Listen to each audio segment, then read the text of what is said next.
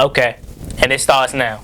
And it starts now. Let's get it. YouTube, what's going on? It's Juan Gotti here with another Washington Commanders video. And in today's video, we have some breaking news coming from our division opponent, the Dallas Cowboys, that could possibly involve the Washington Commanders. So without further ado, let's get straight into today's video. But before we do, make sure you guys go down below, leave a like on this video, subscribe if you're new, and turn on post notifications so you get notified when I upload a video about the NFL, or in this case, our Washington Commanders. Let's get straight into today's video. So breaking news out of Dallas today is that the Dallas Cowboys are set to release wide receiver Amari Cooper, who is set to make $20 million this season before the new league year. This is crazy, crazy news because I wasn't expecting this. I mean, you heard speculation of Dallas, wanting to get rid of that contract and get rid of Amari Cooper, but I never thought it would actually come true. And that is where the Washington Commanders come into play, because we're fishing for that wide receiver 2. I mean, I literally made a video yesterday talking about possible wide receiver 2s that I think Washington could go out and get. And I felt like that list was going to be complete. I didn't think Amari Cooper's name was going to be added to that, but we wake up today and find out it very well be added at some point before the new league year. Amari Cooper is no longer going to be a Dallas Cowboy. And first of all, can I say thank God? Whether we get Amari Cooper or not, can I just say thank God for 1 second that we no longer, unless he gets traded to an NFC team that we have to play this year, we no longer have to hear Coop. We no longer have to get tormented by Amari Cooper, because it seems like every time we play him, he just goes off, right? Unless it's for us. Now, if he becomes a Commander, then it's cool then, you know what I'm saying? But as far as not playing him, I'm good now. You know what I'm saying? We don't have to see him twice a year.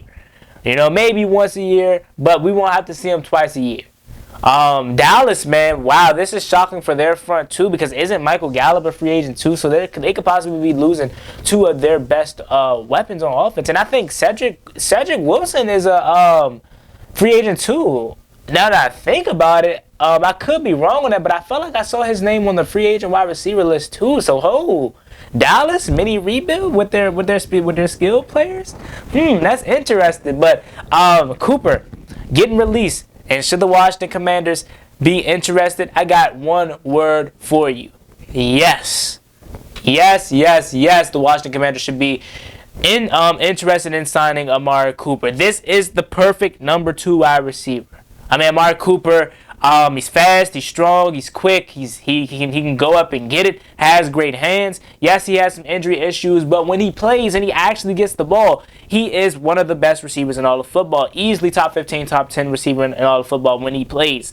And that's unbiased. I know he was a former Cowboy, but I like to keep it real. That's what I am on this channel. Yes, I'm a Washington fan, but I'm also an NFL fan, and I keep it real with my analysis. You know what I'm saying? He is one of the good receivers in the National Football League when he plays and when he's healthy. I do think the Dallas Cowboys this past season did underutilize Amari Cooper, because the 2 seasons prior to that he eclipsed over 1,000 yards, and this year he only had 865 yards or something like that.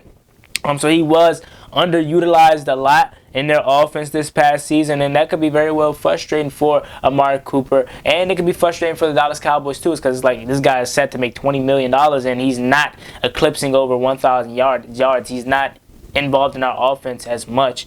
And that's due to just them having so many weapons. Let's call it what it is, Washington fans. As much as we don't like Dallas Cowboys, we know how good that offense is when it's clicking. And they have obviously still included Amari Cooper this past season, CeeDee Lamb, Cedric Wilson, Michael Gallup, Ezekiel Elliott, Tony Pollard, Dalton Schultz, Blake Jarwin. Like, that offense is loaded. It's only one pigskin to go around. You know what I'm saying? And somebody was going to have to be the odd man out, and it's looking like 2 of these guys are going to be the odd man out. Michael Gallup and Amari Cooper. I do think they may get a deal done with Michael Gallup, especially if Amari Cooper is going to be gone, because Michael Gallup is going to cost as much as Coop. But, yeah, Coop is going to be on the move, and I do think we should be interested in Amari Cooper, because, again, if you guys don't remember, 2 years ago, 2020, when Ron Rivera first got here, we tried to offer Amari Cooper a $100 million contract, but he turned us down to go back to Dallas, and that's obviously because of, I was hearing that it's no taxes in Texas or something like that, no taxes as far as, you know, the money goes with taking the taxes out of his money. I guess that's the rumor that I was hearing. That's the reason why he chose Dallas over us. But now, second time's a charm, because Ron Rivera reached back out and he shows Amari Cooper, hey, man, you know what I'm saying? You come here. We got the offense for you. Yes, the quarterback is still up in question, but you got Terry right here. You got AG. You got a healthy Curtis Samuel. You got JD, assuming that we re-sign him. Logan Thomas. The offensive line is a top 10 offensive line unit in the NFL. I'm saying you good. As long as we get you that quarterback, you're good. Could he persuade Amari Cooper here to DC a second time? I really hope so, because as much as all these wide receiver twos that I named yesterday in yesterday's video would be cool, this would probably be the top tier. Would it be the most expensive one? Yeah, but if we were to drop that bag on Amari Cooper the first time, if we were willing to do that the first time, I'm sure we're willing to do it again. And he's only 27 years old. So we're gonna have him he's just now probably going into his prime of his career. Now, you really don't reach your prime to like 29 and 30, but he's 27. You know what I'm saying? He still has a lot left in the tank, and I can just imagine how scary that duo would be. Terry and Coop just wreaking havoc on the NFC, man. Whoever the quarterback is, I was gonna originally make a video about the combine, but I'll do that tomorrow. That's going to be fun for whoever this quarterback is. You know what I'm saying? It's looking more and more like we won't get a veteran guy. It'll be our own guy from the draft, which I'm cool about. You know what I'm saying? Just make sure we pick the right one. Malik Willis, as much as I didn't want him at first, he is slowly starting to climb up on my draft board. And the reason why I didn't want him is not because of the skills. His skills that he's showing is no shocker to me. It's because I don't think our coaching staff is good enough to groom a guy like Malik Willis and pull him to his full potential, because Malik Willis is the biggest boom or bust in this draft. If you can reach his potential, he has top 5, top 10 quarterback capabilities and abilities in him. But if you can't reach that potential out of him, he will be Dwayne Haskins 2.0. And that's just my biggest fear with Washington, is I don't know if this coaching staff is strong enough and willing enough to change their whole scheme around to fit his capabilities and his skill set. You know what I'm saying? I feel like Scott Turner is a little naive, and he wants to make the quarterback fit into his scheme instead of building his scheme around Malik Willis. Let's use him for an example. Why do you think Lamar Jackson is so successful? It's because the Baltimore Ravens built their scheme around Lamar Jackson. Could you imagine Lamar Jackson trying to fit into other team's scheme? He would not be the Lamar Jackson that we know today.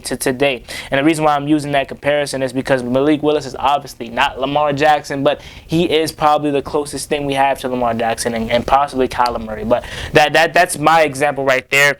Again, it's not that I don't think he's going to be good. I know Malik Willis has that tangibles to be a really good quarterback. I just don't know, for his sake and for our sake as Washington fans, is our coaching staff good enough to get that potential out of Malik Willis that we know he can reach? I'm looking at Ken Zampese. I'm looking at Scott Turner. I'm looking at everybody on that offensive side of the coaching staff to build their scheme around Malik Willis if this is who you want. You know, the next guy, Desmond Ridder, lit it up too. I know my boy Jarris is out there somewhere going crazy, because he is the biggest Desmond Ridder fan I know out there.